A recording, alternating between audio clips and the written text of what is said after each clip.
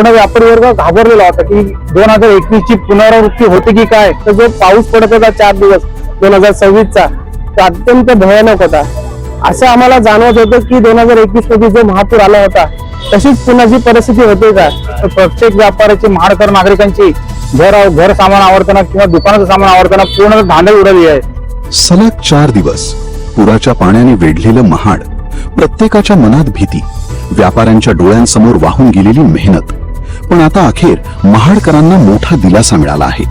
सावित्री नदीच्या पुराचे पाणी पूर्णपणे ओसरले असून महाडचे विस्कळीत झालेले जनजीवन पुन्हा पूर्वपदावर येऊ लागले आहे। सलग 4 दिवस सावित्री नदीच्या पुराच्या पाण्याने महाड शहराला अक्षरशः वेढा घातला होता। बाजारपेठ, रस्ते आणि अनेक दुकाने पाण्याखाली गेल्याने व्यापाऱ्यांचे मोठे नुकसान झाले। प्रत्येक दिवस नव्या चिंतेचा होता आणि प्रत्येक पावसाच्या सरीसोबत मनात भीती होती। मात्र आता दिलासादायक चित्र पाहायला मिळत आहे। सावित्री नदीच्या पुराचे पाणी पूर्णपणे ओसरले आहे। महाडच्या मुख्य बाजारपेठेत व्यापारी आपल्या दुकानांची साफसफाई करताना दिसत आहेत। चिखल आणि गाळ काढून दुकाने स्वच्छ केली जात असून पुन्हा माल मांडण्याचे काम वेगाने सुरू आहे।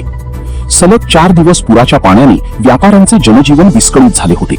आर्थिक नुकसानासोबतच मनातही भीतीचे सावट होते। मात्र आता परिस्थिती पूर्वपदावर येत असून बाजारपेठेत पुन्हा वर्दळ वाढू लागली आहे।